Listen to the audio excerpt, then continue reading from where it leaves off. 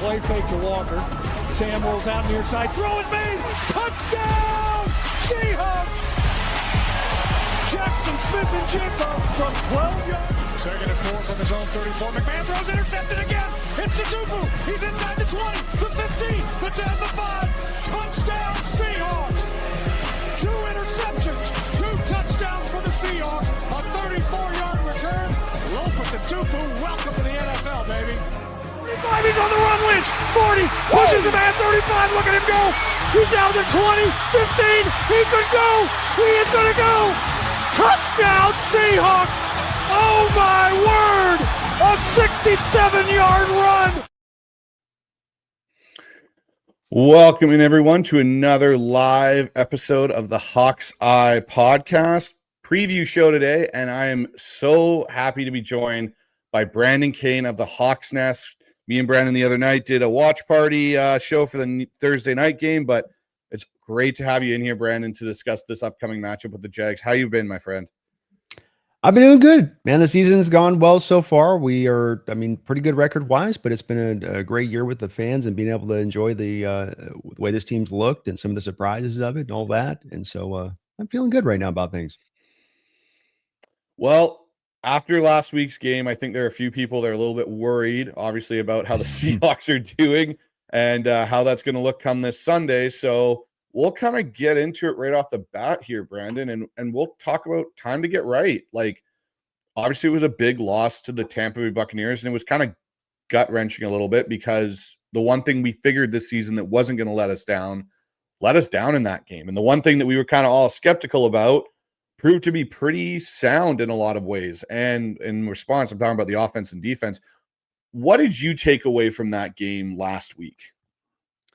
I think it's one where it's a couple things, like you say, you're looking at it on two different levels. I think too that there's a thing with where the fans are at right now, and rightfully so, that I can feel from my chat. I'm sure you can feel in yours as well. And that is just that, look, we're ready for this thing to be a winner. We're ready for this thing to lock in place and not just merely be a good team to get to that great status. Now, great doesn't necessarily mean you're going to guarantee win a Super Bowl, but you're in the upper crust of the NFL. It's where you're standing.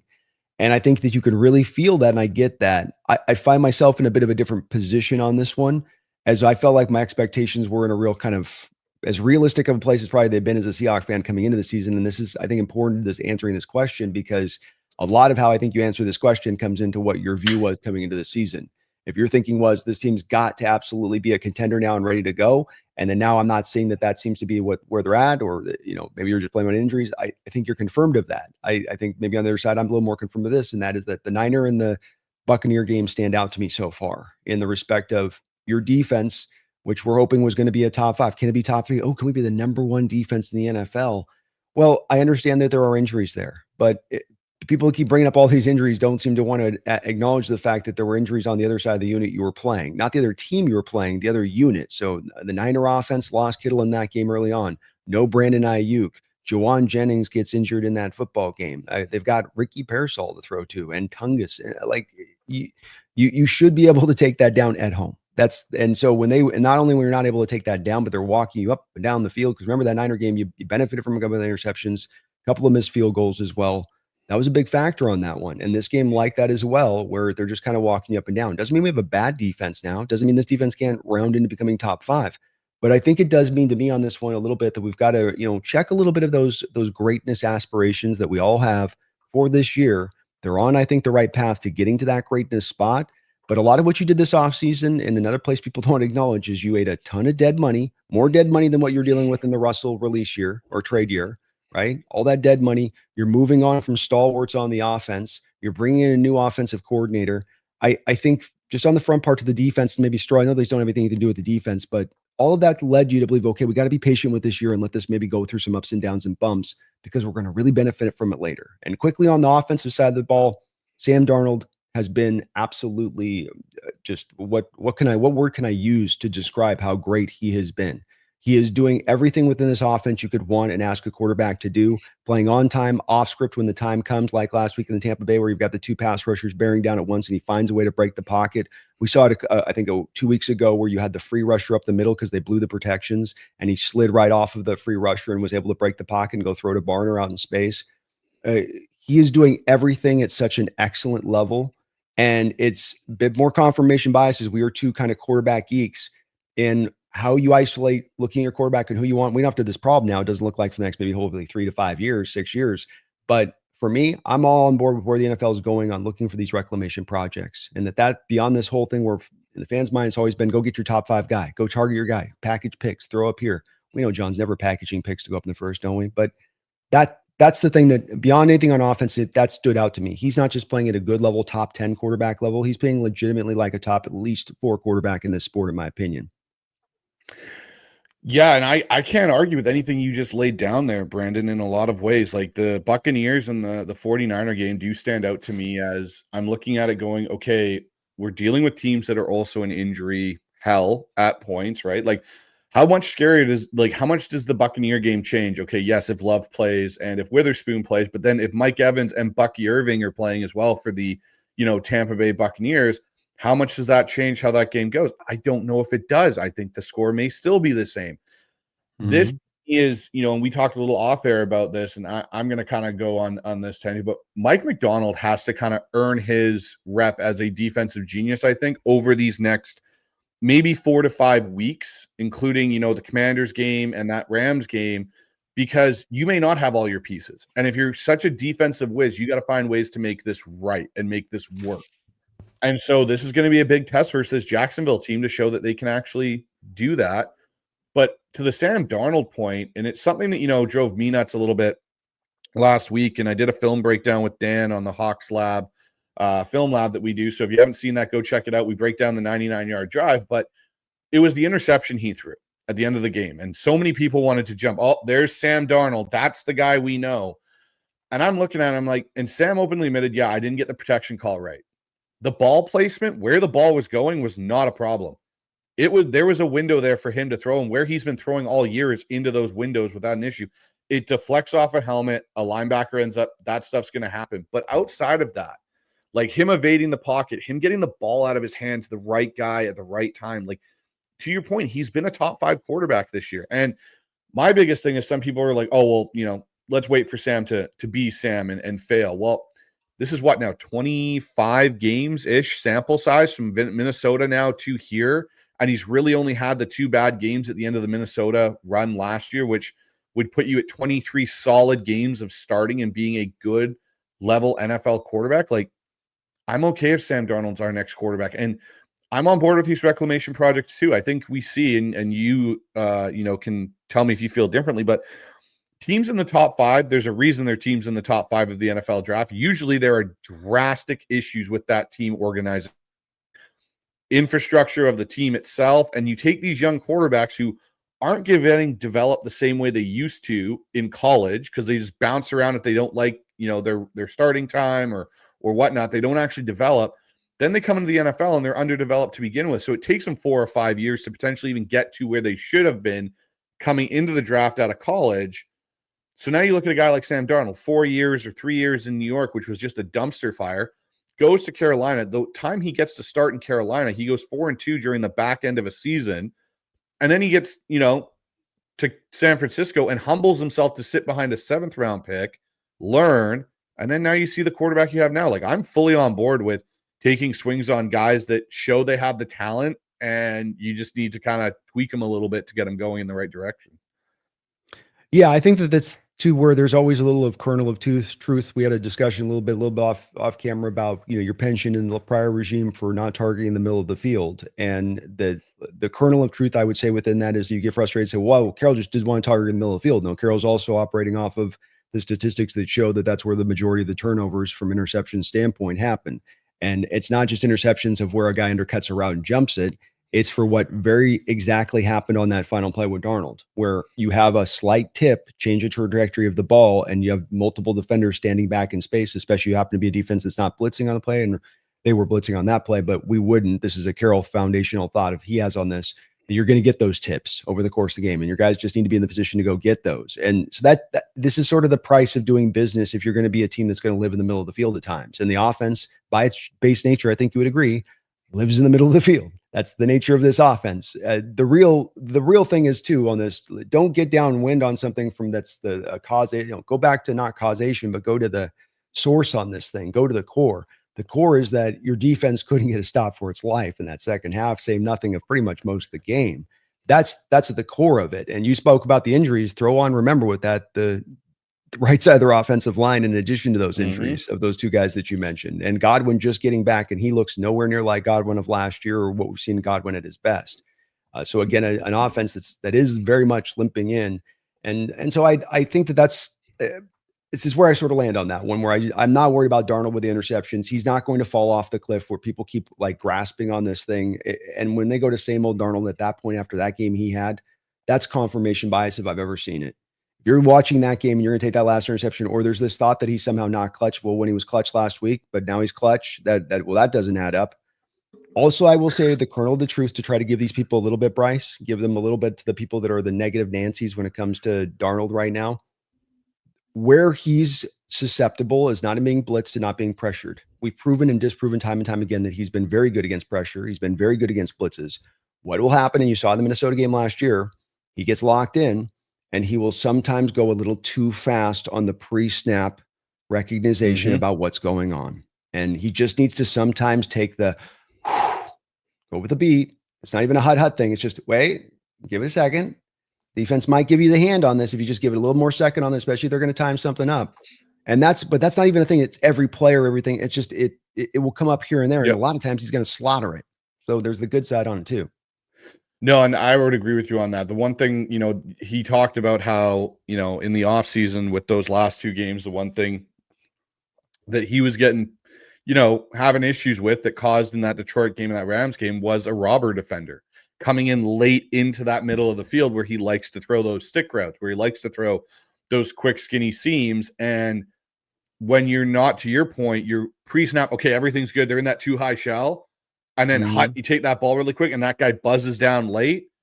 That's where he was getting in trouble. And that's where I think even this year, to a point, he's starting to develop, I think, a better patience in that. And that's why you're seeing him to get through read 1 to read 2 and then get to read 3 if he needs to. He's not getting as locked in. There's going to be moments of it, 100%. It'll happen. It's part of playing the position. But if you can minimize those, that's the key thing. And I think we're seeing him do that this year already. So I'm going to put it this way to you, Brandon, on one of these last questions in the segment is, what's the biggest area Mike Macdonald needs to fix right now for this team to be able to compete in games going forward and win games going forward that maybe they might not be able to with all these injuries? I think that if he's going to run into these games, he can take a game by game. So it doesn't, because every game's going to sometimes play out differently stylistically, and nothing is all one size fits all in how you go up against every offense, different matchups, whatnot. I think when you recognize the fact we've seen a tendency already this year early on for a couple of games that have jumped up on your defense and bit you, that have been where you can't get a stop. Okay. You're letting them get the grind out drives. You're letting them get points. Okay. What have you done those games? Well, you haven't really blitzed. You didn't really stack the box in San Francisco, didn't stack the box here in this last one. Not really any simulated pressures against the Niners, not really any simulated pressures against the Bucks. Not a ton of press coverage. It's a lot of what we talked about the other night, where it's press man on one side and then it's off zone on the other, and that's pretty stagnant what you get in this defense at times. The back end will change with the safeties and they'll flip their coverages, but the corners will sometimes show you a little bit of the pre-snap indicators there. So where it stands out to me is that when you get that recognition of, oh my God, we're going to have a hell day, we're in the midst of a hell day, that you kind of go, okay, look, I've tried to just get through the hell day, right? I've tried to can we just doggy paddle our way through this one and maybe we'll get by on that? That didn't work. So if we're going to go down, let's go down swinging. Bring it up, heat it up, double A gap pressure, fall in and out of it, simulated pressures, get creative. It's because I say this, you have it in your defense. It is in the DNA. It was not in the DNA of Carroll's defense. You'd hear blitz, got to blitz. Oh, you want to blitz 4-3 blitzing with 4 down linemen? You think, show me an effective defense in the league right now with 4 down linemen putting their hand in the dirt and their heavy blitzing team. You're not going to usually find it. You got to work off the stand-up edges and zone drop, all the zone blitz stuff drop and all that. So this defense has got it, though. In fact, this defense, tracing it back to its origins in the 80s in Buddy Ryan, was only a blitz-heavy defense back in the origins of it. Rex, all these other guys that have put, it's Mike who's gone to this new thing of like, I ain't blitzing at all. And he wants to trust his 4-4, and I get that. I understand, but you got it there to take it. You got the button you can push. We didn't have the button we could push in the last offense. There was no button. It's like we can rush the front four, or we can just trade for Jamal Adams and just send him off as the 5-man edge guy every single time from practically the same side every time too. You couldn't do it on the last one. You can do it in this one. So do it. And if you go down, what's the worst case scenario? You gave it 38 points in this last week, going softly into the good night. What's the downside to going at least swinging hard? And to my thing on that, what I think you're going to get, Bryce, I'd like to hear what you think on this. What you at least get when you go pressure based, they're going to get you a couple times. They're going to get you over the top, but your defense didn't get slowly bled to death on the team of possession, number one. And you're going to get the turnovers. You're going to get some game-changing plays, or at the very least a sack to get you off the damn field, which we just couldn't do in that second half. So I that's my real thing I'd like to see, only in those situations where you're in a hell week.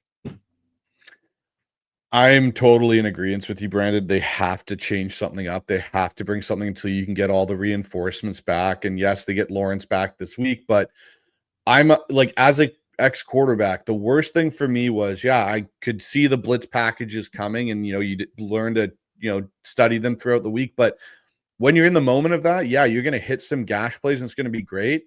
But then there's going to be that one time they bring pressure and you think it's going to be a drop to a certain point, and you rip the ball into the window and there's a defender standing right there because your clock gets sped up as a quarterback. You're getting bumped, you're getting hit more. Everything speeds up a little bit. So now as a quarterback, I'm just anticipating even that much faster and not letting it develop. That's what they need to do. They need to somehow manifest creating sacks and turnovers if they're going to have a chance, in this next couple stretch of games without Derek Hall, without Julian Love and Devin Witherspoon. Like, it's the reality of it. You can't just sit back there and go, you know what? We'll bend and we won't break. Well, you broke last game. You broke a lot last game. So the bend and don't break defense, kind of philosophy works, but that also requires you, to your point, take some risk. Go make some pressure packages built into this. Let Nick come off the edge as a, blitzer and have him stunt even inside. Have your two, say Lawrence and Murphy both shoot B and C gap and loop M and Worry into the A gap with Leo on the other side. Like, do some different things to take advantage of the fact you do have this guy that's a Swiss Army knife, that yes, he's coming off an injury. I get it, but you have to do something. If you trot out the same difference we saw against the Buccaneers, we'll probably have 38 points scored against them, because Liam Cohen's going to sit there and go, hey, cool, here's all the window holes in it. Let's just hit these. Bang, bang. Trevor, just stay in there and just throw to this spot. It'll be open. Their spot drop's not going to be perfect with the linebackers. Yeah. And you're taking away decision-making of Trevor and putting it on Cohen. And what we want to do is put the decision-making on Lawrence and not on Cohen. Exactly. So let's talk about this Jaguars threat report. So, obviously they're 4-1. Their offense, a little bit more pass heavy than, run heavy. They've rushed for just under 500 yards. Lawrence has already thrown, I think, for getting close to just about over 1,000 now. Their third down efficiency, it's not bad. Like, it's actually a good third down team. But the thing is he is turnover prone. We've seen that year in and year out. And to your point just there, Brandon, you take the decision-making out of Liam Cohen's hands. Don't give him easy options. Make him read a field. Bring pressure. Trevor Lawrence will throw you the ball. Their defense, on the other hand, is number one against the pass. That's going to be, I think, something that Seattle's going to have to figure out, and Clint Kubiak is how to deal with that. And I think we're going to have to see a better commitment to the run. Not that we haven't, but more consistency again in the run game, which I think it's heading. So what would you say is Jacksonville's biggest mismatch advantage over us right now, Brandon? I think the ability to squeeze the windows in the very good passing game, to your point, that we've leaned on for our greatest success this year. The running game has come and gone like the wind, and when it's great, it's been great. But there's been a lot of times where it's just gone silent and you can do nothing on it, and you end up in a lot of third down and long kind of situations. So they're going to drop to depth. This is an opportunistic Jaguar team as well with the interceptions, and that's what happened. You drop 7 guys to depth and you squeeze windows good, and they're a good zone dropping team at that, especially with a guy like Devin Lloyd back there, who is just fantastic as a dropper in space, that you're going to now be able to really tighten down some things that haven't been as tight up until this point, because this is stylistically a much different team defensively than what you faced, I think, for the past 3 weeks. You have seen teams in the NFL, and it's crazy to see when you look at like the NFL.com stats as far as the amount of stacked boxes we're facing. I think it's all out because of the condensed splits, and that's driving. I think we're the number one team probably in the NFL at moving the condensed splits in. And then that's pushing a lot of teams to then now drive towards the stacked boxes, which then drives them towards more blitz-based stuff. But this is a team that's not going to do that. I think they're going to stay a little bit more with the four-man fronts, and they're going to be a little bit more committed to taking away the pass. It's just inherently what they want to do. So like you said, I agree with it. You're going to have to run the ball in this game. You're going to have to stay committed to run the ball in this game. And I'm last week was more in like, hey, this has got to be a pass happy day because the Bucs are going to stack that box. They're going to take away the run. They're not going to let you off the hook easily today offensively. It's on Darnold to do this. And so it made sense you threw a lot last week. This week, it'll make a lot more sense to try to go in the run and attack what's going to be lighter boxes. And from the Seahawks perspective, and Sam, when he goes up there with those 2 play calls, pass to run, and in the last few weeks, he's been walking up there looking at 3-4. Here comes Mr. Safety down in the box, and now he's going to walk up there and it's going to be 4-man front with 2 linebackers, safeties on the 2 high, and sometimes 2 high to a little bit of extra depth. I think he's going to be looking at his chops going to the run game on that, and Walker, and they may actually have some actual open roads, because that's been part of the lack of run blocking, is that if you have those stacked boxes, you can agree it's going to be hard to run the ball. There's that many bodies down there. I mean, you can kind of pull it off here and there. I know you're talking about the move you pulled off the other night with your team on take advantage of it. But these pro guys, they maintain their gap integrity, and you get the extra bodies down there. It's really hard, tough sledding to try to run the ball against that. It's really hard, especially when you're a zone-based team, because it really is about trying to get to that second level. And when you have the line of scrimmage so muddled up, you're really getting a lot of one-on-one block situations. And when you're running zone, the thing that kills it every time is a free linebacker that can just shoot a gap, and that blows it up. And so this is where I'd like to see them do in this game, Brandon, to help the run game. And I think it's something that's been missing and we see it a lot with McVay, we see it a lot with Shanahan, is the jet, and actually running the jet sweep, whether it's Torrey Horton, whether it's JSN, like the threat of that when you're running zone to the right and you jet back the other way. And then all of a sudden, when you do that a couple of times, that jet motion starts, hey, that safety walks down. Well, now they got to rotate because you see JSN go across. That can give you a slight advantage on getting to your land points and your targets in the run game. And so when I mean the target is areas that the line's trying to attack in the run game and what they're targeting. But I also think they need to maybe in this game have a little bit more gap power pull stuff in there, like counter tackle pulls. And you can still zone down one way and kick out with the other 2 going the other way. But you can't be solely based on, hey, we're going to try and wide zone the crap out of this, because it's just not going to work. To your point, rolling down that safety and adding that extra guy to that edge now makes that really hard. Now your running back's really being forced to go back inside. And if they're good at their backside, closing off of the backside cutbacks, you've killed the running game. He just gets bottled up. And that's where we see Walker jump and jive and try and do things. And the other thing that's going to help in this game, they got to move the pocket, boot Sam out. They've started to do it a little bit more, but I want to see it more coming off those zones, is booting him into the wide side of the field, whether it's the left or the right, it doesn't matter, but boot him to the field side and have those deep over routes coming back.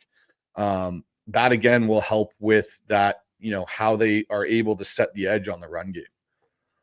Yeah, I would agree. You never have to tell me more on the boots working in. They just seem to be a good deal in there. I think their only fear with it is those blitzing packages they're getting, and that they're going to end up with guys, especially in the tight splits. You blitz the corner off the edge, tight splits with the play action boot. You could just end up with a fistful of cornerback in his face kind of situation there. But I still think you got to do that's part of your offense. You just got to live with that point of it. And if they stay with those 4-man fronts, lean in the run, give them those 2-man, two checks to the line, and you see it here. You say gap, okay, a little bit maybe more Charbonnet in this game on the mixture there. You're still getting Walker mixed in, but we know Sharps runs that gap stuff great, and roll it in space. You got Sundell, you can pull back in space on stuff. He's comfortable doing that with that kind of stuff.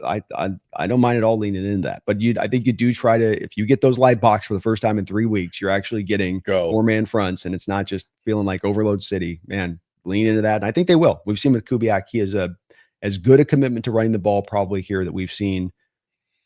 Going back to maybe Bevel, even. I mean, I think he even surpasses Schottenheimer in this regard. In my opinion, I would go back to Bevel. And the thing for me too, Brandon, in this game, I think, if you're gonna, attack this defense, I think one thing you need to kind of do too is find a way to get your tight ends involved in it again. Like Barner's been pretty involved in the red zone, which has been awesome, but get Arroyo on some of those over routes off of, just, hey, we're going to run zone. We're going to step back off of it into the pocket and get those linebackers. And to your point, like if we're able to run the ball effectively because of this lighter box, great.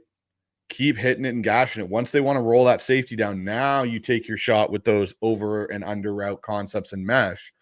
And that's where you can start eating the chunk plays in the passing game. And that's where you kind of just play back and forth off of that.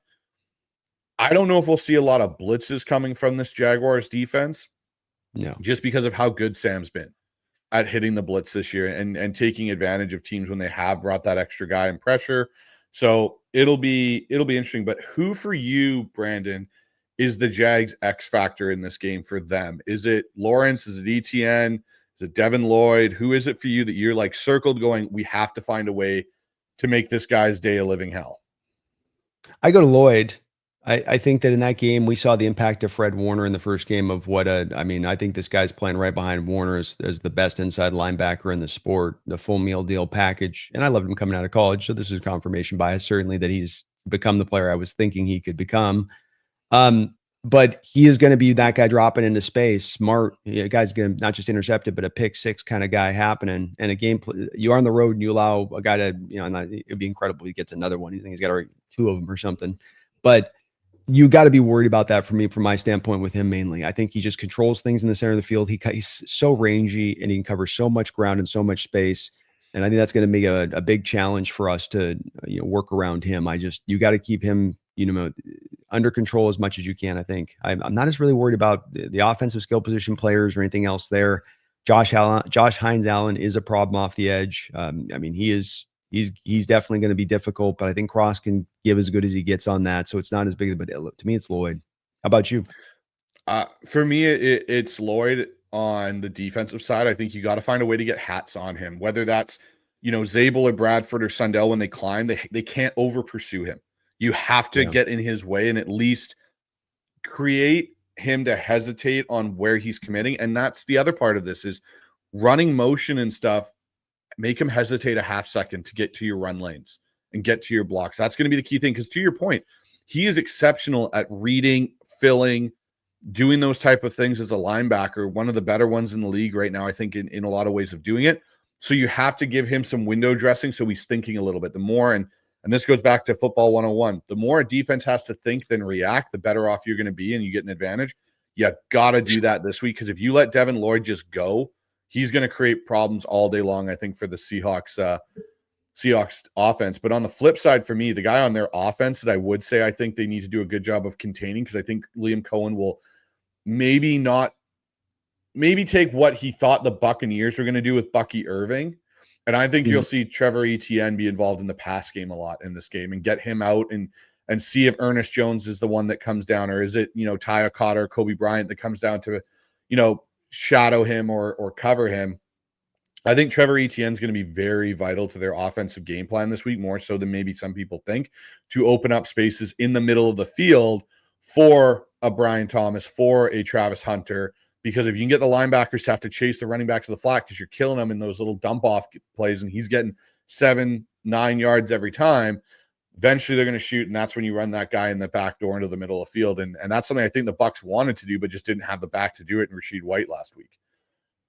Yeah, I think there's something definitely to that, especially in the respective Seahawks have had a little bit of a struggle at times here in certain games in tackling running backs, especially out of the backfield. I saw McCaffrey, Jalen Warren busted a 65-yarder where I think the whole team had a missed tackle on the play, it seemed like. I see that on tape if I'm Cohen, and I definitely want to try to target that. And then Brian Thomas and Hunter can be dangerous, and De'Ami Brown's there. He's all right too, but those guys are more of kind of conventional route running wide receivers that are going to, go up and get it kind of guys more than they're yak guys after the catch. So I will ask you this, and I'll get your opinion. True or false, Brandon? Does a turnover decide this game? What? Just one turnover? Just one turnover. Like, is there going to be a point where one turnover decides this game for Seattle?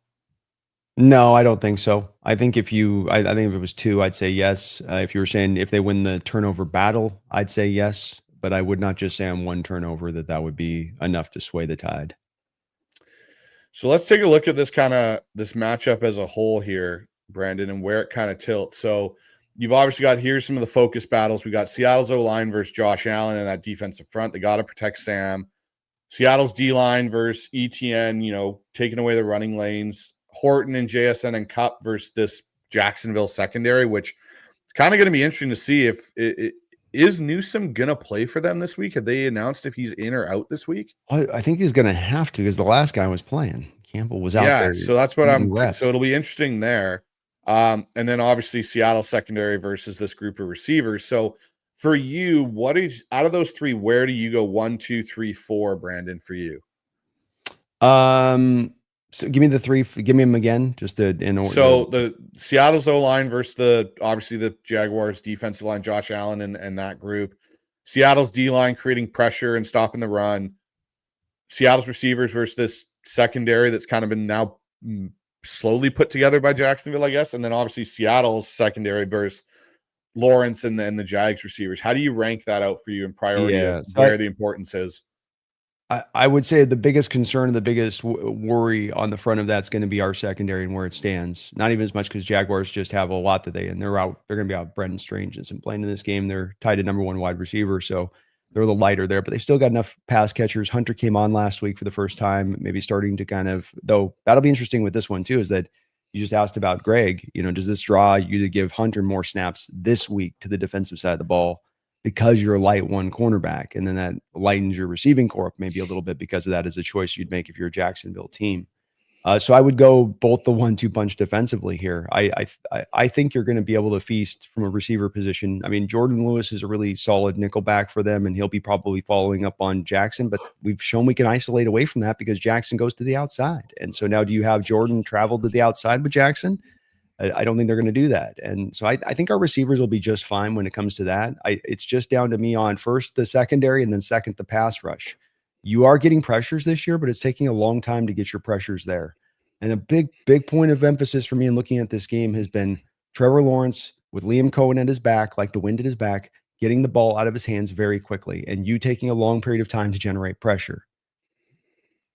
That's one of the tough parts in this game. I think that I know you didn't mention that as a concern, but that's one of the ones to me that I look at and go, ooh, daddy, because that's you're not getting Trevor holding the ball or patting on the ball too long. He's going to get out, and Liam's going to probably have something scripted up. And you just played an offense last week that literally did just this thing. So I that would be where I'm kind of mainly at. But again, that's back to the secondary. And can your defensive line then generate the pass rush if you're going to rely on those 4 guys to do it? Can they get it done against an offensive line, the Jaguars, that's pretty solid? Yeah, and for me, when I look at that group, I got to go same thing. Seattle secondary, how, it sounds like, and I got a feeling if you read between Mike Macdonald's press conference that I think the starting corners, if Woolen is out, which it sounds like he is, and Spoon's out, I think it's going to be Josh Jobe and Nehemiah Pritchett out there. Even though they're elevating Shaq, he made it sound like Pritchett didn't play that bad. Like we're all over focusing on what Pritchett did in that, Buccaneers game. So we'll see. He's got a week of practice, obviously working with the one group. And then, Shaq, he kind of, I don't know, the way he spoke of Shaq was kind of like, yeah, he's one of those good old guys that gives all the effort kind of a thing. And it's kind of like, okay, is that your way of saying that Shaq Griffin's just kind of there, like as an emergency case corner, which again, it just goes back for me a little bit to the offseason of, okay, you were so set on this group is fine. And now the depth being tested and it's starting to falter. This doesn't look like you manage this position group well at all. And you got a safety in the draft, which is great, but you really didn't address the cornerback room. So it'll be interesting to see how that shapes up. But then for me, I think it is obviously Seattle's D-line is the number 2 focus battle for me. Like they got to do something. That front seven's got to do something and not let, to your point, Lawrence sit back there and go, hum-dee-dee, I can have my sip of tea back here and just relax. And oh, look, there's the guy running 15 yards open down the middle of the field, and I'll just zip that ball in there, no problem. Like, make him think, make him move, because he's not Baker Mayfield. He's not nearly as calm when he's moving around like Baker was. So that's an advantage for us if you get him off his spot, get him out of his spot, get him moving, have them turn around and be like, hey, we can't get these long developing plays. Like Seattle's pressure's getting there. Trevor can't see the field. We got to go to short stuff. That's where you can start taking advantage of some of these spot drops and stuff that, Mike Macdonald likes to do. If Seattle wins one matchup, which is the one that'll flip the game the most for you? Is it the secondary? If they can hold That one? Yeah, because the other parts I feel so strongly about when we come to the offense or the other stuff we're speaking of, I feel so confident that those things are going to be fine in this game. That you may not go out there and put 35 up on the board, but I think you can put 24 on the board on this Jaguar team. And that's going to be my final score with this team have put in 24. So you can get a couple touchdowns, a field goal on this defense. Absolutely. It's just a matter of that secondary having the same offense they faced last week, having a quarterback that's at least capable of working on time to find those holes in the zone that were so wide last week. That's really the key. Who in this game for you is your under the radar Seahawk difference maker? Like someone that maybe we're not talking about that you think could have a very vital impact in this game? Oh, it's a good question. Well,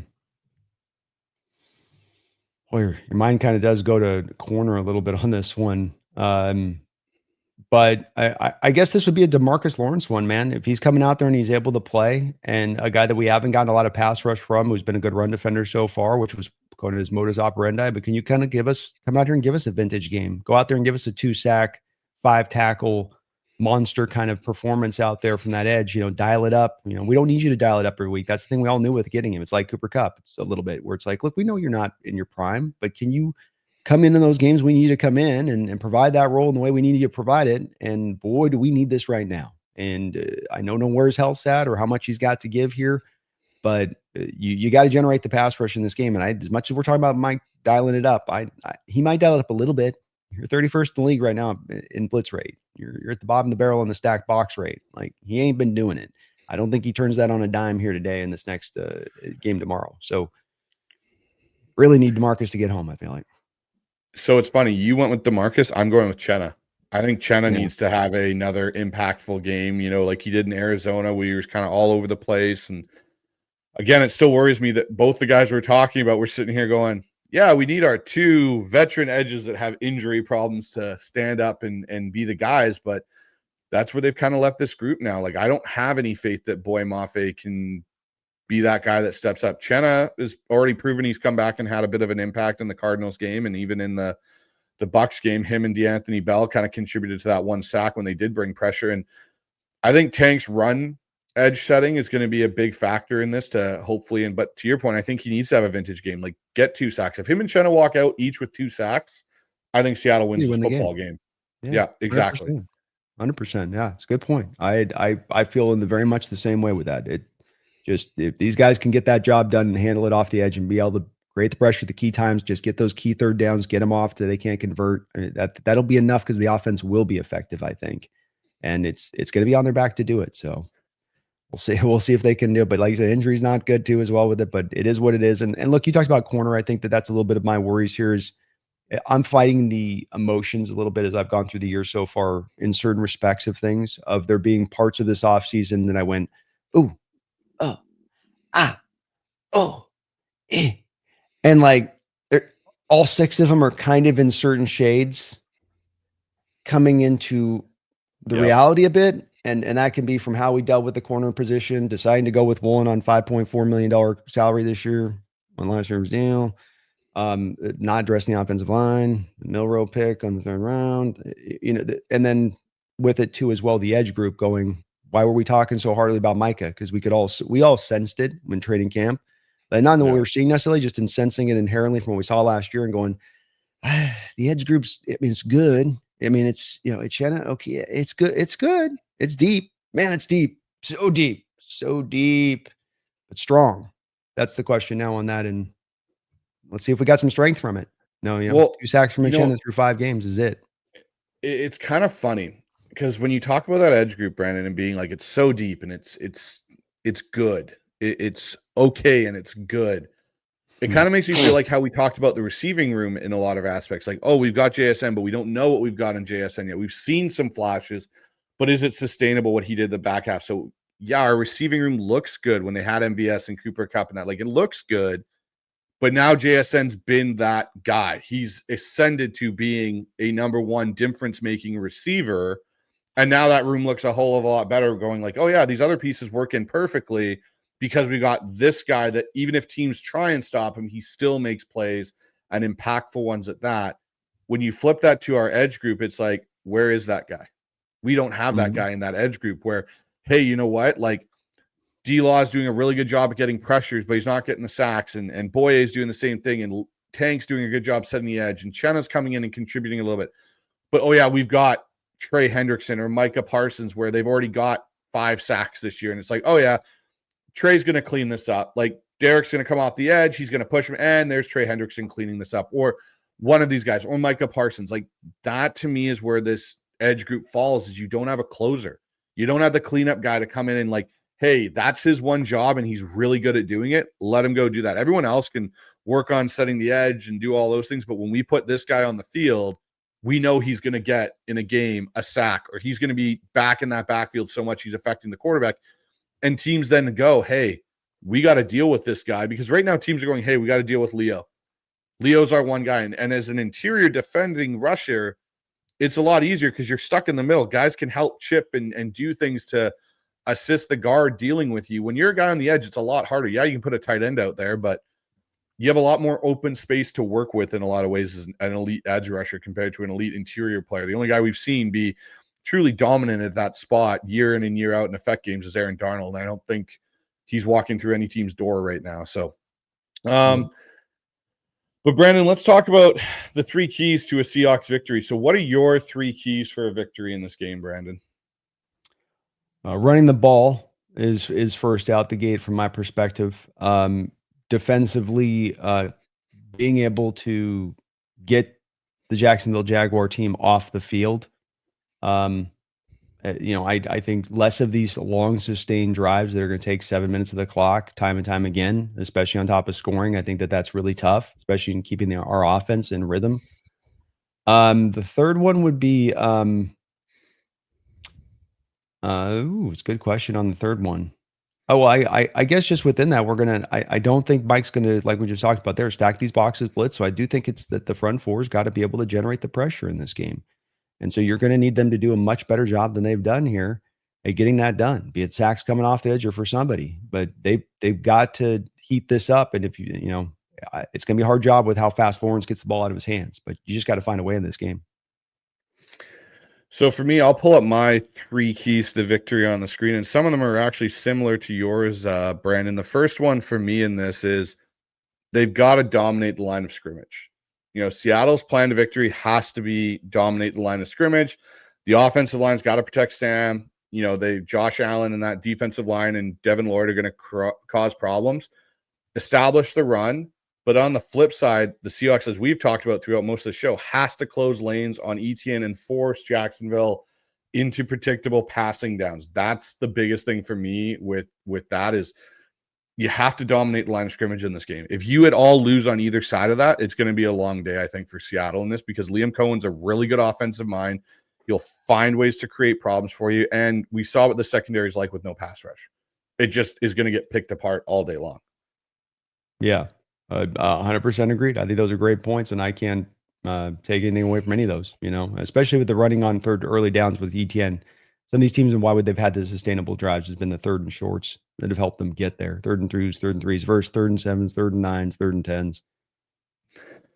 And so my is win the situational football. And I think this is something Mike struggled with a little bit. Some numbers sitting in there, like Seattle's at 42%, or almost 43 on third down. Jacksonville's at 47.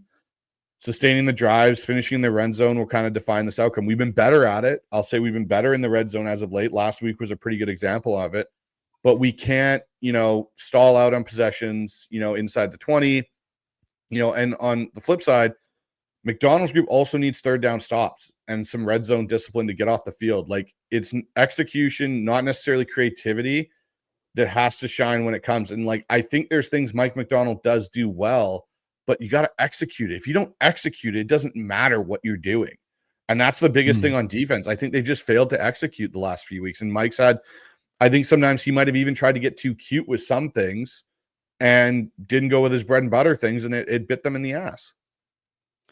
Yeah, I do worry a little bit about that then being that then he just goes to simplification, and then simplification is not necessarily the way. You need some of the complication in there. They just need to do it better. Not, well, I got to dial it all back because when you're not doing a bunch of the stacked simulated blitzing, you're talking about them kind of just blowing stuff in coverage. That's it.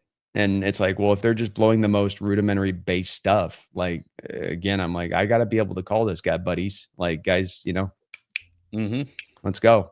I can't just toss this to the scrap heap in my, let's cut out half my playbook now. And that's, I think the coaches drive it sometimes in doing this. And sometimes it works. Sometimes it's smart to go to the simplistic. I get it. You overload guys, but if I had seen them out there, Bryce, with the stack boxes, they're slotting you with the blitz. Yeah. Oh, the guy blew the coverage. Oh, but instead it's like, I'm watching you blow coverages with 7 men drop back in zone. Yeah, exactly. You mean like Mbuka's post route where like just get depth. Do you have the back line? Like, make this an impossible throw.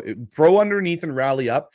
The safety playing in that spot, like, and I love Kobe Bryant, but Kobe didn't get enough depth in his drop in that. And it's like, that is your job in this. Like, the fact that was Baker's go-to throw there to rip the deep bang 8 there. I'm sitting there going like, come on. Like, that's too easy for a quarterback of Baker's mentality. Oh yeah, sweet. You're not going to drop. Okay, cool. I'm just going to throw it there right on the guy that just walked in the game. Like, you had to think that's where it was potentially going to go. And that still just frustrates me to this point. But the last thing for me, back to your point, Brandon, one other thing with that, you should be bracketing Mbuka anyway by that point. Yep. He's eating you up. I mean, whatever the coverage is called, like we'll use running under. He's going to rob the route underneath. Well, why? Why are you going to then leave your corner? You're leaving Nehemiah Pritchett on the outside one-on-one then on the post? Like, that's why I think Mike came to the defense of Nehemiah Pritchett a little bit, being like, yeah, we didn't exactly. And he's right. I mean, like, he's right.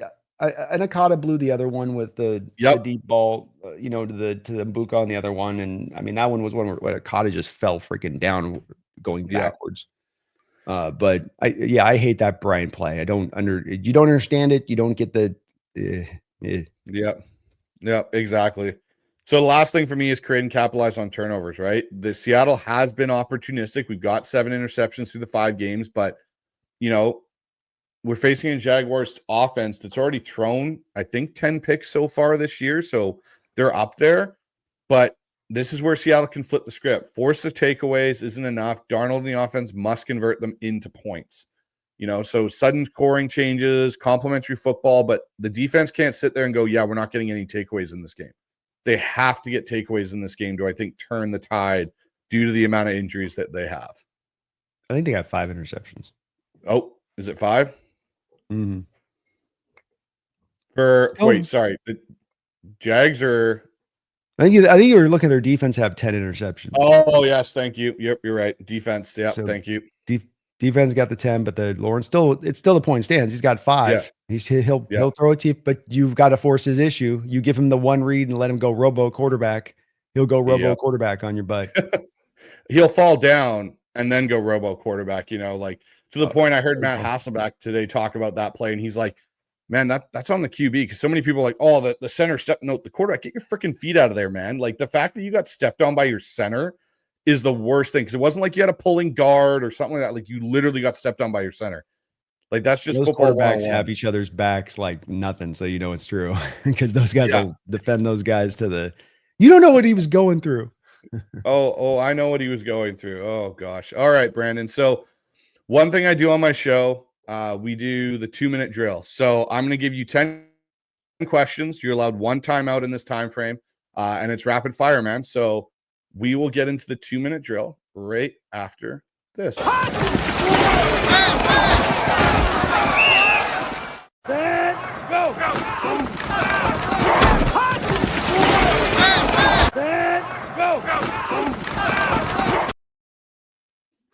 All right, 2-minute drill, Brandon. Question 1: can Seattle win this game without 100 yards rushing?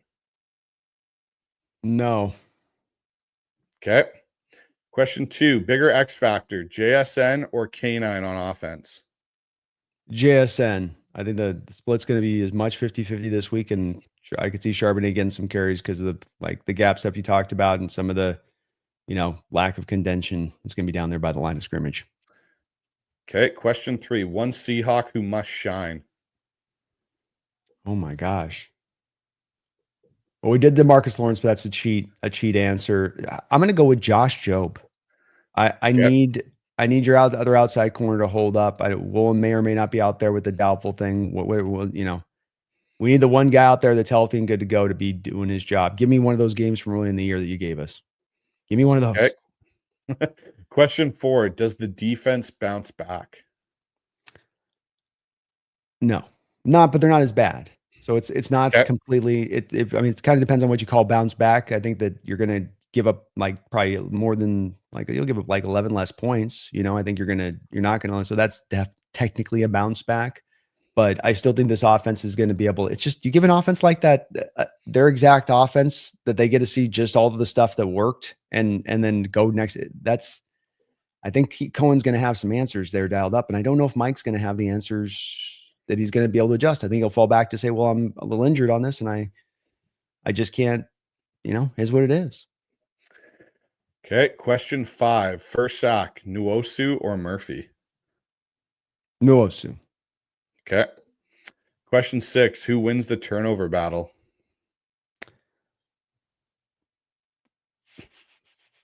You have a timeout if you need it. I'll go the timeout. I got a timeout. Okay. Give me the plan. Give me the car plan. Where's the call? All right, we'll go to question 7 with your timeout here. Is Darnold playing as a top 10 QB? Oh yeah, he's playing to me the top 4 at least in my estimation right now. And when sometimes people get on stats or rates, like it's not take out the volume passers within this, just snap for snap efficiently and how great they're playing in snap and snap. I think he's at least top 4. All right, question 8. Which unit sets the tone early in this game? The offensive line. Open up holes, get the running game going, get that mojo flowing, start to force maybe the Jacksonville Jaguars to now do something like go outside their identity and have to bring some heat up around the box. I'd love to see it. I think that'd put a shot in the arm to the defense too.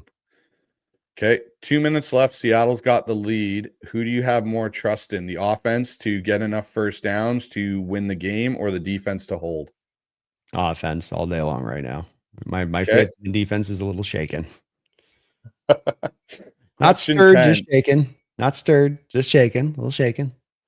Question 10.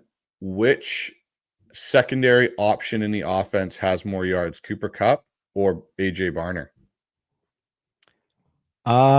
Cooper Kupp. I think he slowly has been just getting his targets through these weeks, and Sam's getting very comfortable with when he can go to him, when those moments are, and there's a good collection over the game. All right, so back to where you took your timeout. You've got your play in now, Brandon. Who wins the turnover battle in this game?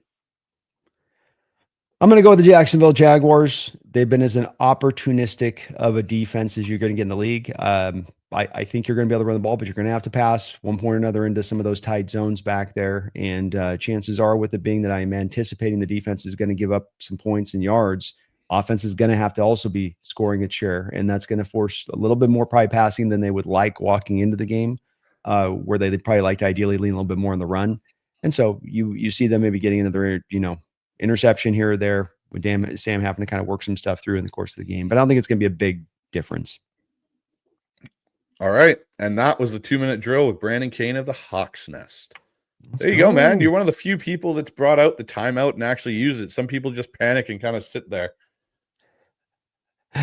No panic here, man. No wobble in these hands. Wait for the play clock to tick down. But let's go with a couple bold predictions here for you, Brandon. What do you think is going to be the boldest stat line in this game for you that'll make the biggest difference? The boldest stat line, I think, will be who runs the ball better. I think if you mentioned 100 yards, but if you can really put out a 180-yard game on the ground, or one run the backs gets 100, another gets 60, Sam busts out for like a 17, 20-yard gain, something like that. Like that would be to me where I think that stat would tell me that we win this game. I don't think of passing yards between the two that would tell, but I think you run the ball more on the road. That means you controlled the clock to me. That means you kept your defense fresh. That's a little bit light on the body, especially off the edge. I think that would equate to a win on that one. My boldest stat line prediction for this is who wins the third down conversions. If Seattle can stay on the field and convert third downs and keep that at 50% and get the Jags off the field and be able to keep them, I think that'll, along with what you're talking about with the run game and the clock and everything, it all kind of goes together. But for me, it's going to be who is the more efficient team on third down will have a better shot at winning this game this week. I don't think it's a game where Seattle can under convert on third down and have a chance to win the football game. Yep. I'd add a key onto that is that then you've got to get yourself into the third down to makeables. You can't be in places in games at times this year you've had to live in where Sam's dealing with 3rd and 9s, and he gets some conversions. And there's part of why I think he's playing so well is that these third downs that he's had to get through this year have not been in that variety. But okay, effective early downs when you're then getting that third down, so you have the much deeper portion of the playbook to call upon as far as plays there in that moment. What's your score prediction, Brandon, for this one? All right, so I try to give realistic predictions for where I truly stand. And I think people tend to want from guys like us on this, what I call wish predictions. And I get the draw on that from the fandom on that. That's just not the way that I operate with it. I will come down to just trying to be as accurate as I can in the outlook of it. And I just think that the matchup on the road is not a great one for where the defense is at from a health standpoint. I think that the way that their purposeful nature of their offense gets the ball at the quarterback's hands not going to help a pass rush that's sometimes slow to get home there. I think defensively, I don't know if we're going to be able to run the ball or not yet consistently enough to be able to lean on that for this game in the way we need to. I think we do enough, and we're going to offensively be good and defensively here and make the play. But I go 27-24 in a little bit more of a mini sort of shootout a little bit because of those factors at play. And Darnold offense still do what they've been doing through this year, but fortunately, I think the defense is still starting to sort of look to find answers. They'll find a little bit more, but still will leave us going, we need a little more here. So for me in this, my score prediction, I think Seattle can win this game because I don't trust Trevor Lawrence and I don't trust his consistency. And I think they're coming off a big high of beating the Chiefs at home on a short week. I don't think this will be a clean game by any means. I think it's going to be messy. I think, what we've talked about, the turnover battle, we've talked about, establishing the run and creating pressure. Like they're going to have to do those things. I've got in my prediction here, I've got Seattle winning this game, but it's to the point of like what we talked about a little bit earlier, Brandon, like 27-23. They're not going to keep the Jags from scoring. I think it's probably a late field goal that gives Seattle the ability to have the lead going late into the game, but I don't look at this and go, yeah, Seattle's going to walk all over the Jags. Like, if they were healthy, I would probably have a more conviction in saying that to an extent. But I think with this, it's going to be really on the offense to sustain drives and keep that defense, our defense, off the field. Yeah, I agree. And I could see it swinging either way here on this with it being so close like it is. It's essentially I'm giving the Jags the 3 points for being at home like Vegas would. It does come down to kind of a coin flip for me on this one. So I could see this going either way. And if you can get, like you did in the Steeler game, out in front and lean on the lead, I think that's something this team's shown a very good adeptness at doing, Bryce, is being able to get out in some of these games on teams and being able to kind of hold them down and then, drag them through the rest of the game where you just feel like they're sort of taking it away from them. So that'd be a good little key too if you could pull that off. It's easier said than done, but that'd be another spot that would give me some confidence. It's been weird as a Seahawk fan a little bit, Brandon, for you to point that out, that we've actually been good at getting out and holding leads and not letting them go, because that's never been a really great thing in our nature where we've had so many leads be like, oh yeah, we're good. We're up 24-10. Why is it now 27-24 for the other team? Like, how did that flip so quickly? But yeah, so let's get into some comments here, Brandon, and some questions. We've got, a few people in the chat today. So Space comes in with the Niners looking at possible trades between Trey Hendrickson and Crosby. I think Trey Hendrickson is a more viable option for the 49ers given their cap space. What about you? Yeah, I think so. I mean, there is some things about Crosby maybe wanting to go there. And the cap space is actually not in as bad a spot on this one when you look at it. They've got, I think, about this 7th most cap space right now that they're sitting on in the sport as it stands. And they really, what they did is ate the pain this year with the dead money. I mean, they're sitting on more dead money than us with $100 million. So when you get into next year's cap, they're going to be in a position at that point to be able to bring on a contract like this. Now they're probably gonna have to eat somewhere else. Maybe let go of Jawan Jennings at that point, but I don't think it substantially weakens them. And I think both their guys are in play at this point. It really comes down to, from a Niner standpoint, and this is the interesting thing. If I'm a Niner fan or a Niner content creator trying to cover this, you go for Hendrickson, which is a rental move, hand in the dirt guy. You do hand in the dirt stuff out there rather than stand up stuff. Good fit for him to the defense. Helps your pass rush out significantly, no doubt about that. but Crosby gives you a different level, and also gives you the potential of then after this year, the matchup of having a Crosby and Bosa going, which is a scary, scary proposition at that. But then the key comes down to really, we were talking about this the other night. Okay, third round pick versus maybe I got to give up 3 first round picks or something near that equivalency. I really, in looking at this, we talked about it. I've looked at this more. It's like, I don't know how the Raiders don't hold people over the barrel on this one. They can wait to the offseason to move him and get probably just about the same returns. So if you want him now, you're not getting the trade deadline discount. You're paying full meal deal prices. And to me on that, that's that 3 first rounds. Niners got burned with 3 first rounders for Trey Lance in the trade up a couple of years ago. So I come into in my mind going, it's an interesting conundrum from the Niners standpoint, but I would say from the Niners standpoint as well, look, nobody would have expected this kind of season with the injuries you've had. You're going to get a little bit healthier. You're in that Super Bowl window. Why not go for it? I mean, why not dial up? We don't know what kind of player Bosa is going to be coming off that knee injury in the future. And so you're going to need the help. This is kind of one of the reasons we talk about too. I'm open to making like a Crosby move. Is like, you're going to have to deal with this at some point or another. This is not an issue that you ignore today and then tomorrow there's an answer. You're going to have to be doing something. No, I agree. I don't also see a guy in the draft where I go, yep, that guy can be a guy for us that, immediately steps in. And this is a thing where in the offseason, Seattle will have to make a move. And I think, the point of go get somebody that's going to be impactful. Don't keep bandaging it with duct tape. Oh, Jadeveon Clowney this offseason or some other B player. Like, you need to go get an A+ closer. Like, you need that right now. And if you don't get it, then in my opinion, you're burning the youth of this team and the youth of this offense and what you've already built there. Like, this offense in a lot of ways, I think could be an offense that can make deepish playoff runs. You need the defense to not be, okay, cool. Like, if you were, for example, to say we had Trey Hendrickson right now on the Seattle Seahawks, just say we had him on our, Derek calls out, we still have the injuries we're going through. Are you nearly as concerned about that secondary knowing you have Trey Hendrickson rushing the passer? Probably not, because you think we're probably going to get home a few more times. Yeah, I agree with that. Yeah. And that's kind of, or, if it's Max Crosby, for say, like, you have that key piece on that defensive front that can create the pressure, that can now he's going to force quarterbacks to throw up a couple of bad passes a game that your defense can take in the back end the opportunity on to pick off.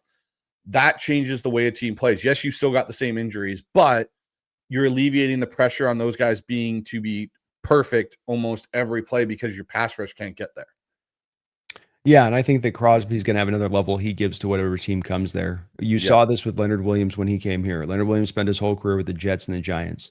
Don't undersell how much it can beat a man's spirit playing for that many years in bad programs, bad franchises, and now they go to a place where they're competitive. Now they go to a place where they got a chance to win, and what that can do for that player as far as from an energy standpoint. So, yeah, I think both players would help in that way. I'm less on board with Hendrickson coming here just because I don't trust him as much standing up off the edge and being as effective as that.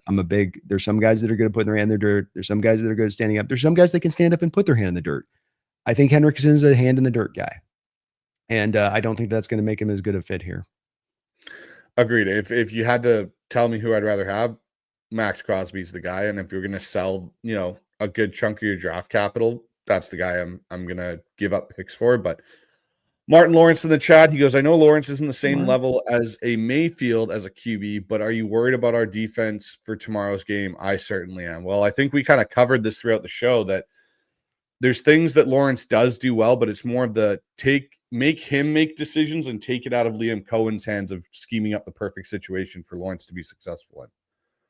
Yeah, if you can force him into thinking mode and that he's got to process or do something, then you can definitely get a different version of Lawrence. But he is a guy when he works on time, and that this is why they brought Cohen in. Is I think that this is the smartness of the Jaguars pairing Cohen to Lawrence. They're trying to reclaim Lawrence a little bit here with this move, and so that like this guy's going to give him a lot of easy throws over the game. He's going to give him a lot of tells with the pre-snap motion stuff to let him know where to go with the ball. He's going to make this easier for Trevor, and that's what he's done so far. It doesn't mean that you're getting Trevor at Mayfield level, but you're getting the best version of Trevor, and he's a very talented kid. So it's the key here, man. If you let him play on time in this game, they'll cut you up. I think you let him have it to be made easy, like you let it to be made easy with Mayfield last week. You'll get maybe not the same results, but you'll get sort of the slightly the Temu version of Mayfield a little bit on maybe with the production on that. CK Seahawk comes in. Awesome defense analysis, Bryce and Brandon. Thank you so much for that. Thanks. Thanks, CK. Martin comes back in. He goes, also, is there anything we can do in making the middle of the field more secure? Take away some of the get out of jail free plays for the offense. Pressure. Like in breaking routes, if you collapse the pocket, are so much harder to throw, because the nice thing about throwing outside the numbers when you got pressure, if you miss wide outside, it's out of danger. Throwing in the middle of the field when there's pressure, if you miss high or you miss low, there is somebody potentially sitting in that window. So that for me is how you make that more difficult and take away those get out of jail free plays in the middle of the field. And you maybe work it a little more squatting down some of the zones tighter. Yep. and down on the place a bit too, where you like commit to saying like less of the cover 2 to depth, less of us dropping cover 3 to depth, less of us always constantly protecting against a deep play that's really not coming very often, if at all, and start to maybe go down to where offenses are playing you, which is a little bit more to the short and intermediate routes, especially on some of that stuff. Ian Victor, one of our moderators, does a fantastic job controlling the chat for me and making sure it stays friendly through the entire process. Appreciate you, Ian. He goes, the game is the beginning of a microscope for some players and Macdonald. If they can't close out against good teams within this 4-game stretch, questions have to be asked. Yeah, I think it's fair. I think that, look, I love what Mike did last year, but you're always in a place of evaluation. And there was certainly things within Mike that even though you like the year and that's a good start, and you go, okay, look, no one's looking at questioning you on this. You also come to the other side of this down. You go, okay, there are some things popping up here that are kind of questionable, that are not as easy to always understand in what you're doing in your process here. And I referenced this with Coach Carroll. I want a defensive head coach. I don't need a pastry chef that can't make a donut. So like if you're a defense and your forte is defense, you can't just fall back on me telling I got to have my talent. I can trust in well, what are we doing? I did that for 14, 15 years with Carroll. It was great early and it didn't work late, because that doesn't work in the modern, as it didn't work late, not working in the modern game to go simplified. It's offenses for years went through all this complication, pre-snap motions, post-snap motions, read options, all of this fly sweeps, on top of all the other machinations they have within their offense. Defense, meanwhile, stayed in cover 3, cover 2, cover 1. We'll spin between those 3, front 4. They stayed so simple, treating these football players like the 1980s dumb jock version versus the modernized football player that can think on their feet, can operate in space, can do a multitude of things at once. You can ask them to do that. They're not that dumb.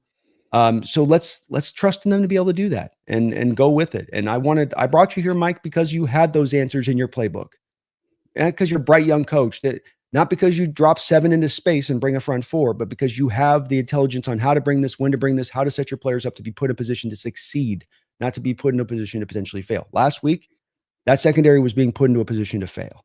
They weren't prepared or in the right place to come anywhere close to success. Like watching some of those swings from Mariner bats last night, where you're not even close to the ball there, buddy. Like I didn't even like you gave it all. You gave it from the back of your heels, like you did like a half swing to a not swing. So let's go.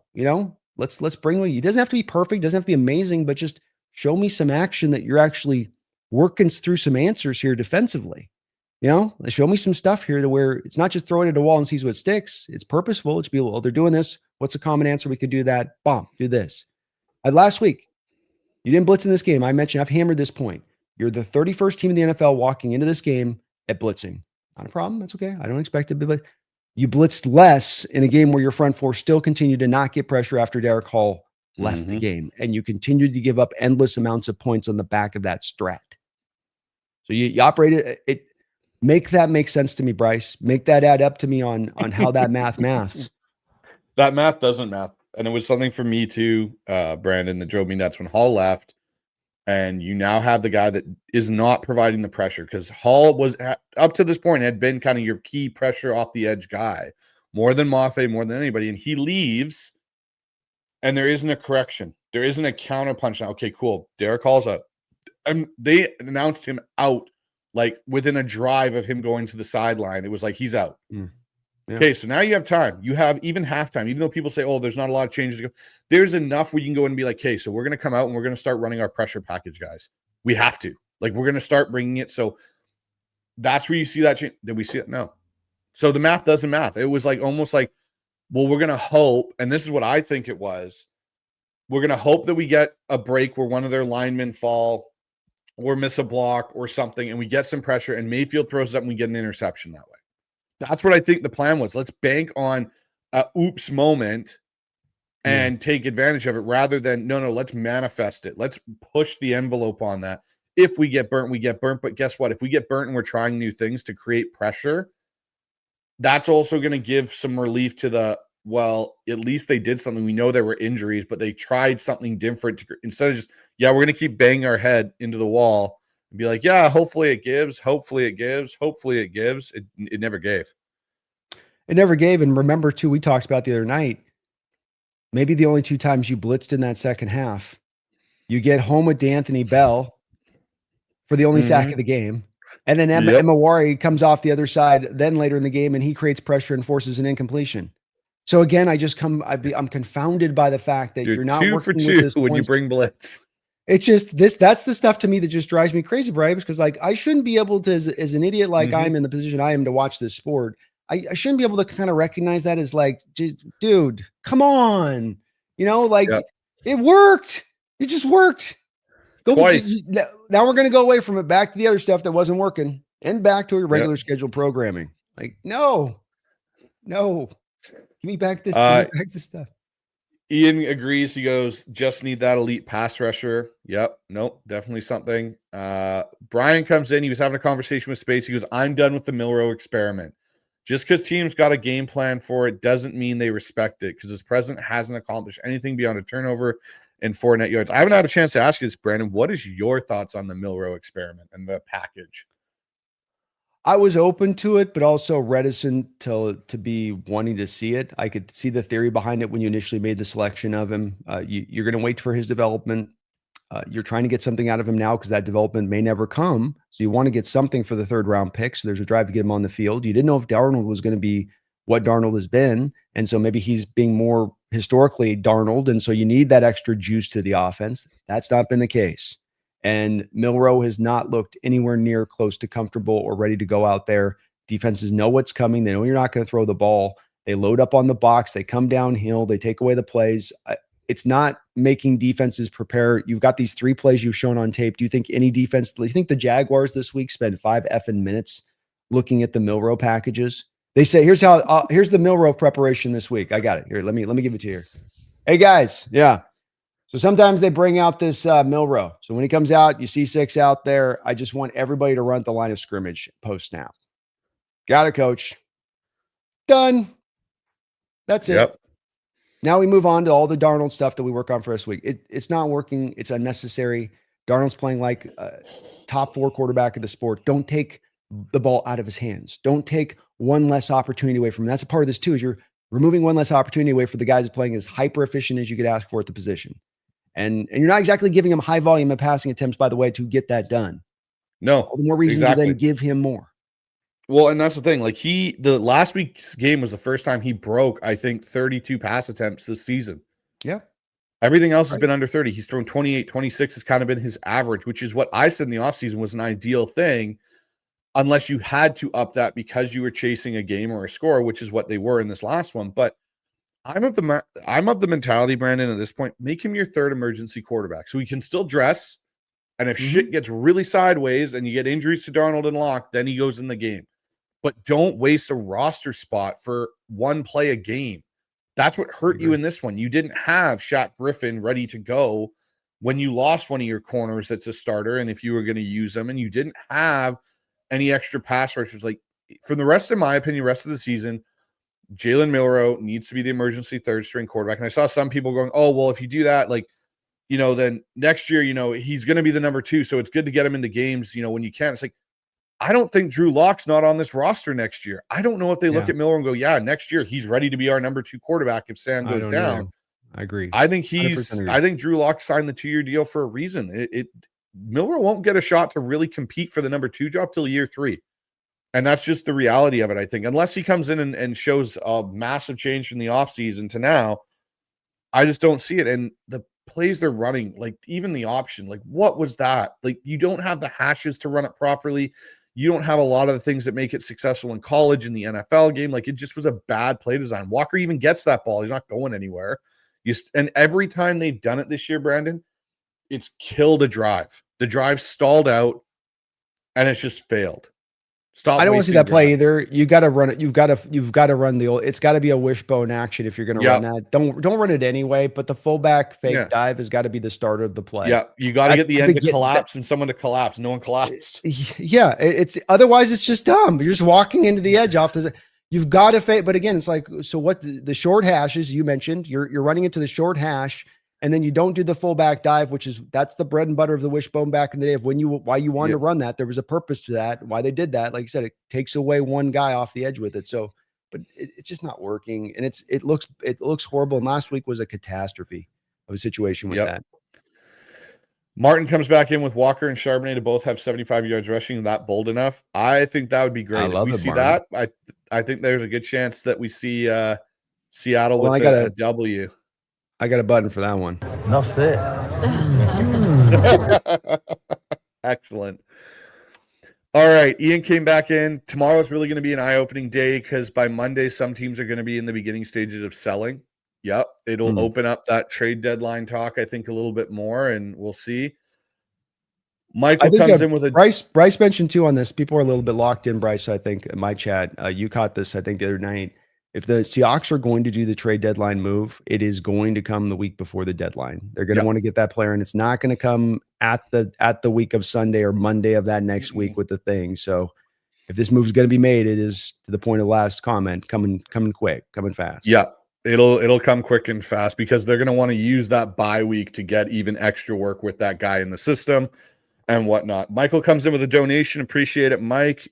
Just like training camp when Mike ran 7 straight blitzes on Kubiak. I agree with you, Brando. Damn the torpedoes. Let's get psychotic. LOL, go Hawks. Yeah. I didn't know what hit him on that. When you did that to Coobs in training camp, he's like, what is this? It took him by play 6 or 7 to finally start to dial up a screenplay in space. Yeah, but exactly, because it was Nick, right? They kept blitzing Nick and Spoon off edges and everything. Yeah, it just created a nightmare. Yeah, at midfield, just it was literally 7 straight, and I noticed it's like, geez, this is okay, and that's what was getting me all hot to trot. Mike's gonna go. He's gonna get psychotic this year. He's gonna go with it, and it's not that I'm like Mr. Blitz happy guy. I'm just a guy that says you got to keep offenses honest. They're looking for tells and tendencies. And if you give them tendencies, you're making their job easier. And when you're stacking the box, it is legal. Let me double check this. Let me give you the number on this right now. So stack box rate, as it stands. Oh, my stupid thing went. I believe we're number 1 as far as as far as the least amount of how we're stacking it. We're number 1. What's weird is that conversely, then we're 29th in stacked box rate. So I'm way off, but as a blitz rate, you're still at 31st, on that side of it. So you're drawing some tendencies here. You're giving offenses some cheese to work with here, and you're not setting the trap. You're just giving them the cheese. So this is back to just, it can be middle of the road all the way down the line, but no tendencies, and definitely help your players out when you got a struggle bus out there with backups. Don't just tell your backups to do what you expect your starters to do. That's ridiculous. The Pritchard's not going to play like Witherspoon on the outside. No. Or even like Wong. Charlie the Unicorn, he goes, Seahawks likely need to go grab another linebacker to pair with Ernest.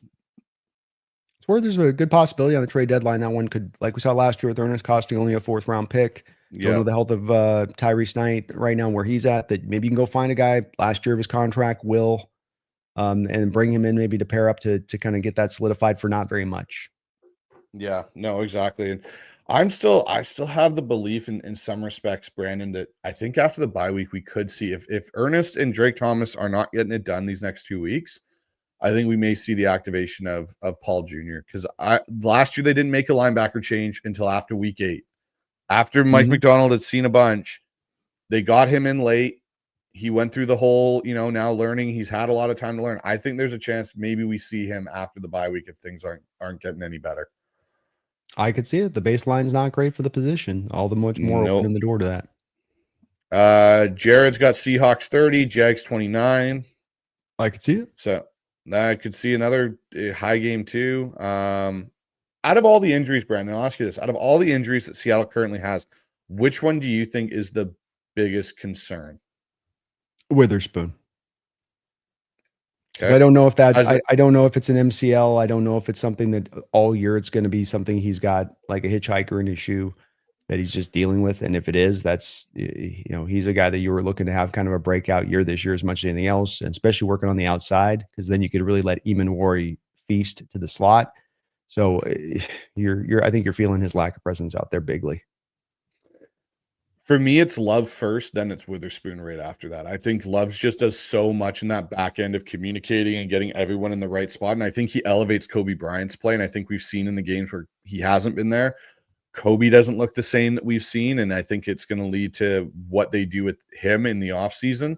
Because I think there's part of it probably where they're going, like, do we actually pay Kobe Bryant? If Julian Love's the reason Kobe plays well, do we just draft somebody and pick somebody else up that can fill into that role? Is that role DeAnthony Bell's next year? I think there's a conversation to be had that DeAnthony Bell could play Kobe Bryant's spot if they moved off of Kobe Bryant. Caleb Downs. Oh man, I would love that. I would love that. So give me Caleb. I have not pulled a hamstring for you there, Daddy Dennis. I am all good, sir. I am all good. No injuries on that front. But Brandon, you know, we've been on this for almost an hour and a half here, but I really want to say I appreciate you coming on, man. And what do you got going on over at the Hawks Nest? What's some of the upcoming stuff you got going? Tomorrow is going to be a day, brother. We are going to be locked in for one hell of a day. I don't know if I'm going to survive tomorrow, folks. You may get to watch Brandon pass on live stream. So 10 a.m. we're starting live play-by-play of the Jacksonville Jaguars game. And then we've got, we're going to go post-game till probably about 3. And then I'm going to try to take a 2-hour break and then come back at 5. And we've got the Mariner playoff game. So I'll be covering that one tomorrow at 5 o'clock, double dip action, load to the hilt, but it's going to be fun. Yeah, no, it will be fun. I've got to watch the Seahawks game, then coach my own game at 2:15, and then come home and watch the Mariners game right after that. So I may be in that same boat where I'm just fall asleep in my chair at home here. But man, that was amazing last night, Brandon, that Mariners game. And I know we're a Seahawks podcast, but I'm a Seattle sport fan through and through. Yeah. And the last time I saw the Mariners in the ALCS, I was 10 years old. Like that, like seeing that whole transpire, like really brought back memories for me. Because I remember going to the All-Star game in Seattle that year and everything along with that. You know, you had Ichiro and that whole group. Like, it's pretty special. It really is, and a hell of a way to go there on a game like that, you know, to have to just right at the junior nails and at the edge of your seat. And it's such an easy as well. This is such a great team, but also just such an easy team to root for. A lot like those other Mariner teams. You know, we had sort of two different generations of really easy to root for guys. The 2001s with Ichiro and that group that were, you know, all just kind of overachiever types across the board a little bit. And everybody's just good guys too. And then the 95 team with the stars from Randy to Alex to Griffey, Edgar, it just, you know, whoa, you know, what a stacked deck you had at that time. And so it's really cool. These guys are cut from that same cloth to me. And it's been really fun to watch those Julio's and Cal's development. Baseball is such a slower sport to football in that developmental path and giving guys time. And you can feel people put football eyes on baseball sometimes, like with Julio, where they go, I guess he's not the guy we thought, you know, and it's like, meanwhile, it's like top 7 rated player in the sport by WAR, 24 years old. Like, you know, give the guy, you know, the time to get to the end state. This is baseball. It takes that time. And he just came up so very young, but I'm loving what I'm seeing, man. They got as good a chance as anything. You got the Blue Jays knocked out a couple years ago in the playoffs in the first round. So we'll see if hopefully the pitching isn't blown out. Yeah, I was going to say the pitching's the thing. I hope Wu can come back because Wu, please, Wu, just fight through that pec, buddy. Just stretch it out and fight through, man. Cortisone shots are great for not feeling things as a football player. Just at some point, like, and the thing I think the one thing that may get missed on this is the travel. Like, you are going literally coast to coast practically between the Seattle and Toronto, which I think will be an interesting thing to deal with throughout the series. But let's see those Mariners. Like, it would be great on Sunday to, for me, triple win. Seahawks win, my team wins, Mariners win. I would go to bed very, very, very happy that Sunday night. Well, maybe one of the benefits can be on this is it would be in a 5 o'clock game, and it's 8 o'clock East Coast at that point. You got the Blue Jays as well, in that then starting from their body clock standpoint, and Yep. then 8 o'clock you begin. You'll be at like 10 o'clock your time, going, "Are we still playing?" Yeah. A little bit one of those things. Exactly. And so over here, I'll have the Seahawks live post-game show on Sunday night. So we'll do that. We'll have Seahawks Aftermath with Michael Thompson on Monday. And then I will be having Corbin Smith join me next Wednesday to do a breakdown of kind of where the Seahawks are. So that's the upcoming stuff on the Hawk side. But Brandon, again, man, appreciate you coming on to the show. It's always fun chatting Hawks with you. And couple weeks here, we got another Seahawks syndicate, and you and me are also going to do a cool thing on Monday night next week for the Texans Seahawks game. Do you want to kind of explain what's going on there? Yeah, we got the Texans as an unusual start time Monday night after this game next week. So 7 o'clock Pacific Standard Time. And I do, of course, all live play-by-plays of the game, but we're going to have Bryce come on and help me out with some of the color commentary here on Monday night. So please do tune on into the channel as we'll be live. Sean has one thing he's requesting of you, Brandon. You owe a 24-hour stream, apparently. That's fair. That's fair. I did say that if there was the key on that, Sean, where I said if we got to 19.5 by a certain date, we didn't get that 19.5. But I do want to do a charity stream at some point. Probably going to do that into the off season, I would say, but maybe even in the playoffs, we'll try to maybe put something together as we get along to something like that. Hell, maybe tomorrow's the good one to do 24-hour stream with. There you go. Go 10 to 10, man. I know that they probably could do it. Probably could figure a way. Oh, you'd find a way to do it. But for everyone else, if you haven't already, subscribe to the Hawkseye channel here, and also for the Hawks Nest with Brandon. He's done great work, always does. One of my go-to listens constantly. Great enough to call him a friend now and the Seahawks community, which is awesome. So make sure you guys check out both of our channels, like and subscribe up to those. And as well, also, don't forget, every Wednesday at the end of the month, we do a Seahawks Syndicate with Brandon, myself, Dan Viens, and Mookie Alexander. So we'll be doing that the bye week. So it'll be a great time for us to kind of catch up on everything that's transpired, and make sure you guys are tuned in for that. But outside of that, Brandon, let's get out of here. Let's have a good Sunday. And for everyone else, go Hawks. Go Hawks.